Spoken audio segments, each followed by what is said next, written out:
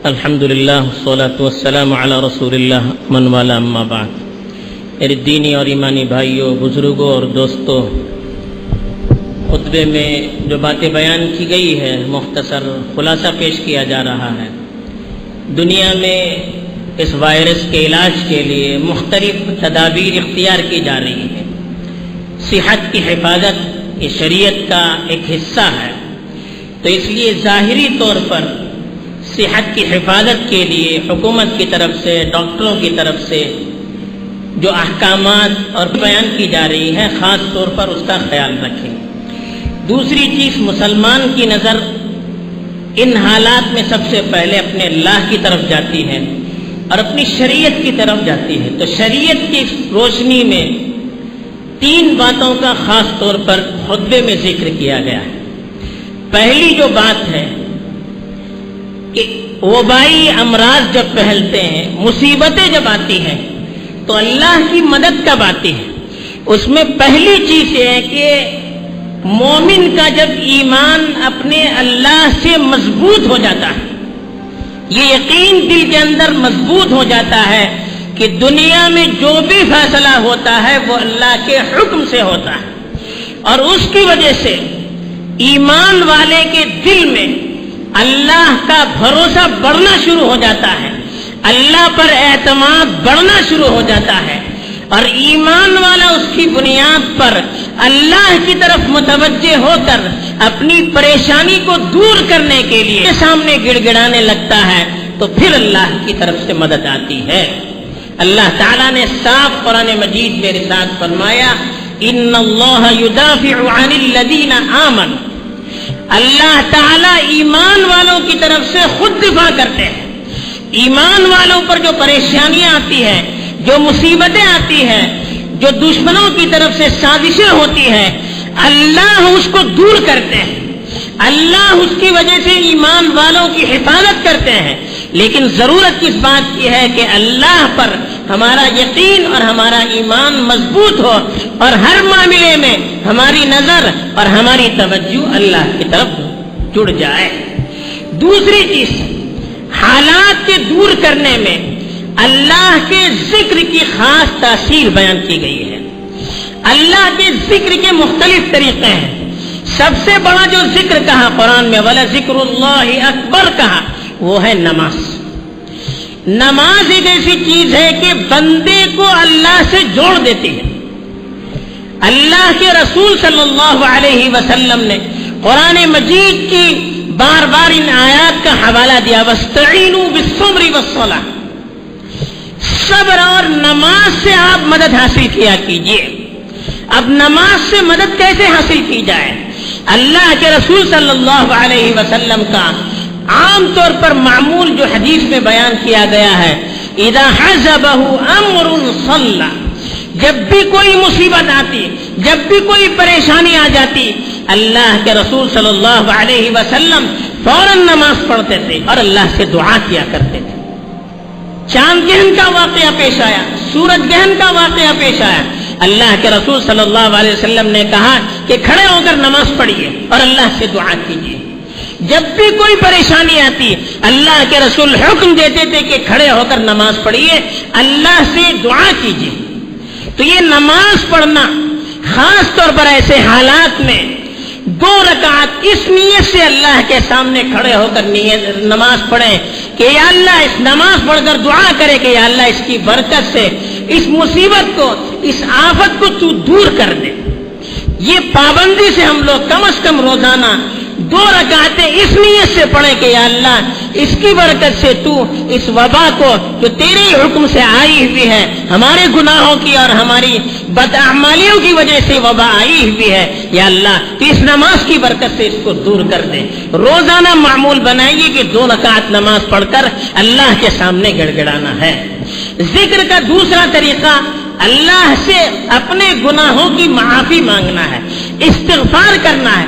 استغفار میں بڑی تاثیر ہے، لولا تستغفرون اللہ لعلکم ترحمون۔ اللہ تعالیٰ نے فرمایا، کیوں تم نے اللہ کی طرف رجوع نہیں کیا؟ کیوں تم نے اللہ سے مغفرت کی دعا نہیں کی؟ کیوں تم نے اللہ سے معافی نہیں مانگی؟ شاید کہ تم پر رحم کیا جاتا۔ تو ایسے موقع پر اللہ کے سامنے اپنے گناہوں کو یاد کر کر کے معافی مانگنی چاہیے۔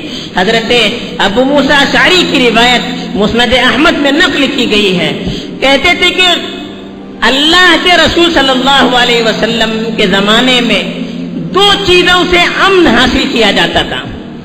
ایک چیز اللہ کے رسول صلی اللہ علیہ وسلم کی ذات سے ختم ہو گئی، اور دوسری چیز باقی ہے، وہ ہے استغفار۔ قرآن میں خود اللہ تعالیٰ نے فرمایا وَمَا كَانَ اللَّهُ لِيُعَذِّبَهُمْ وَأَنْتَ فِيهِمْ وَمَا كَانَ اللَّهُ مُعَذِّبَهُمْ وَهُمْ يَسْتَغْفِرُونَ۔ دو چیزیں امن کا ذریعہ ہیں۔ ایک چیز بتائی اللہ تعالیٰ نے کہ اللہ کے رسول سے خطاب کرتے ہوئے کہا کہ وَمَا كَانَ اللَّهُ مُعَذِّبَهُمْ وَأَنْتَ فِيهِمْ، اے اللہ کے رسول جب آپ اپنی قوم کے اندر موجود رہیں گے اللہ کا عذاب ان پر نہیں آئے گا۔ اب یہ چیز تو امن کی اللہ کے رسول صلی اللہ علیہ وسلم کی وفات کے ساتھ ختم ہو گئی۔ دوسری چیز تو بتائی وَمَا كَانَ اللَّهُ مُعَذِّبَهُمْ وَهُمْ يَسْتَغْفِرُونَ، جو قوم اللہ سے استغفار کرتی رہے گی، اپنے گناہوں سے معافی مانگتی رہے گی، اس قوم کو اللہ تعالیٰ کبھی برباد نہیں کرتے۔ تو یہ چیز آج بھی محفوظ ہے۔ امن کی جو چیز ہے، امن کا جو ہتھیار ہے جس سے صحابہ بھی اپنی حفاظت کی اللہ سے امید کیا کرتے تھے، وہ ہتھیار موجود ہے، وہ ہے استغفار۔ خاص طور پر ان دنوں میں یاد کر کر کے کم از کم دن میں 100 مرتبہ اللہ کے سامنے استغفار کا معمول بنائیں۔ پھر دیکھیے اللہ کی طرف سے قرآن کے اندر وعدہ کیا گیا ہے، جو قوم استغفار کی پابندی کرے گی اللہ کا عذاب ان پر نہیں آئے گا۔ ذکر کی تیسری صورت، ہر وقت اللہ کو یاد کرنا، وَاذْكُرُوا اللَّهَ كَثِيرًا لَعَلَّكُمْ تُفْلِحُونَ، کثرت سے اللہ کو یاد کیا کرو، کثرت سے اللہ کا ذکر کیا کرو، شاید کہ تمہیں کامیابی حاصل ہوگی۔ تو یہ ذکر ایک ہتھیار ہے، جتنی کثرت سے ہم ذکر کریں گے نورانیت بڑھتی چلی جائے گی، اور تاریکی، ظلم اور برائیاں اللہ کے حکم سے ختم ہوتی چلی جائے گی۔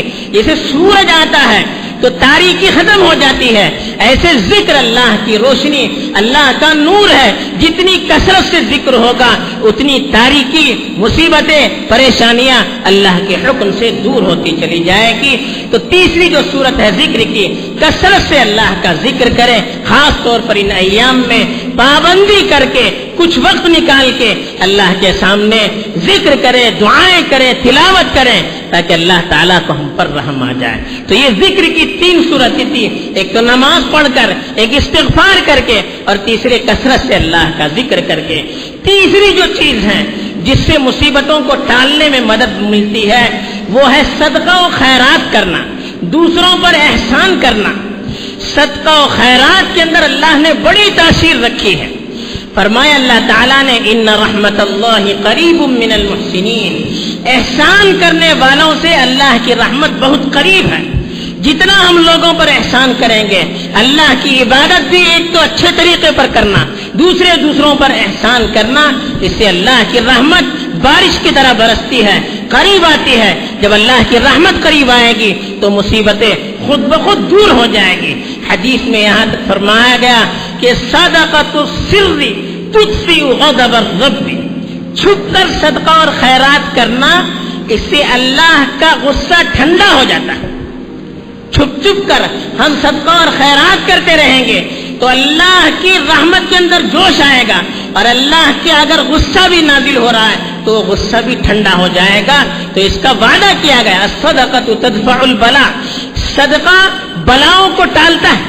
تو اس لیے کثرت سے صدقہ کریں، خاص طور پر آج کل کے جو حالات ہیں، لوگوں کی اندر معاشی تنگی بڑی حد تک پھیل چکی ہے، کئی لوگوں کی نوکریاں ختم ہو گئی ہیں، کاروبار ٹھپ پڑ چکے ہیں، جو لوگ خوشحال تھے وہ بھی بیچارے نانے شبینہ کے محتاج ہو گئے ہیں۔